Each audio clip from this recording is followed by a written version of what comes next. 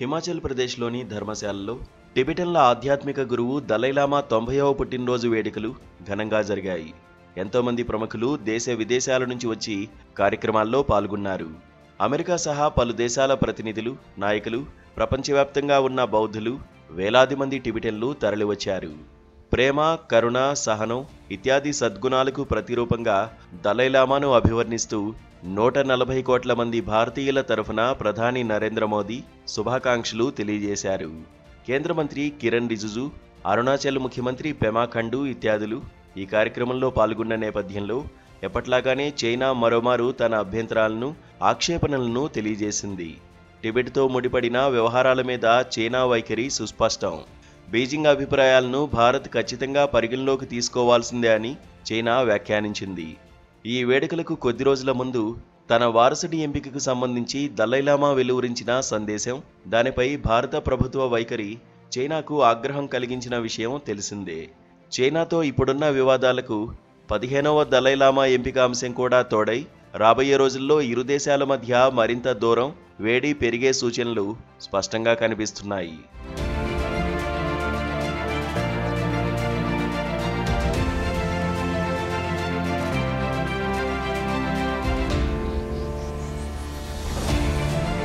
కోరికలు కూడదని చెప్పిన బౌద్ధంలో ఈ వ్యాఖ్యలేమిటని కొందరు ప్రశ్నిస్తున్నారు గాని, తాను మరో 40 ఏళ్లు జీవించాలని దలైలామా అనుకుంటున్నారు.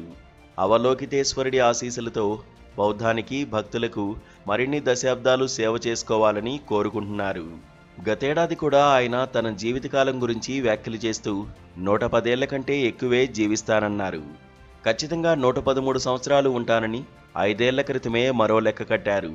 మొత్తానికి తాను అధిక కాలం నిండుగా జీవించి బౌద్ధానికి సేవలందించాలి అన్నది అభిలాష. ఎక్కువ కాలం జీవించాలని దేవుడి నుంచి సంకేతాలు అందాయని కూడా అంటున్నందున ఆయన అభీష్టం నెరవేరాలనే అంతా కోరుకుంటున్నారు. ఇక తన ఆధ్యాత్మిక వారసత్వ ఎంపిక అంశాన్ని 90వ పుట్టినరోజు సందర్భంలో నిర్ణయిస్తానని 14 సంవత్సరాల క్రితం ఇచ్చిన హామీకి అనుగుణంగానే ఇటీవలి ఆయన ప్రకటన వెలువడింది అనుకోవాలి. భారతదేశం కేంద్రంగా 10 ఏళ్ల క్రితం ఆరంభించి స్విట్జర్లాండ్లో రిజిస్టర్ చేసిన తన ట్రస్టుకే భావి దలైలామాను నిర్ణయించే అధికారం ఉంటుందని ఆయన విస్పష్టంగా ప్రకటించారు. ఇందులో వేరెవరి పాత్రకు తావులేదని చైనాను జీరో చేశారు. అనేక సంవత్సరాలుగా ఈ ప్రకటన కోసమే ఎదురు చూస్తున్న చైనా సహజంగానే ఘాటుగా స్పందించింది. భావి దలైలామా చైనా ప్రధాన భూభాగంలో జన్మించిన వాడై ఉండాలని, చైనా చట్టాలకు, నిబంధనలకు లోబడి లామా వారసత్వం కొనసాగాలని ఆ దేశం వెంటనే ప్రకటించింది. బంగారు కలశం నుంచి లాటరీ తీసి లామాను ఎంపిక చేసే 250 ఏళ్ల నాటి విధానాన్ని చైనా ప్రతిపాదిస్తోంది.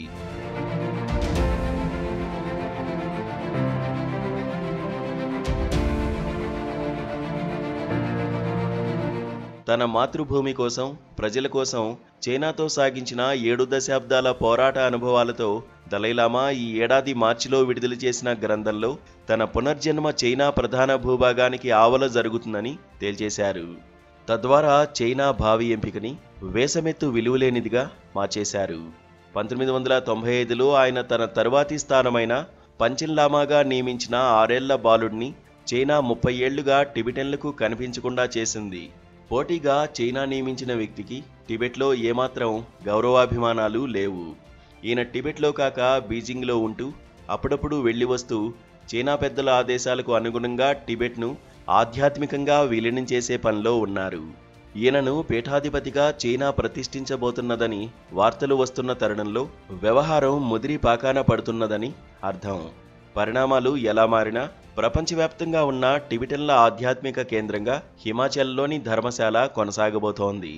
ప్రస్తుతానికి భారత ప్రభుత్వం ఈ వివాదం మీద ఎక్కువగా మాట్లాడకపోయినప్పటికీ అవసరమైన తరుణంలో అది ఏమాత్రం వెనక్కు తగ్గదని ఆశించాలి.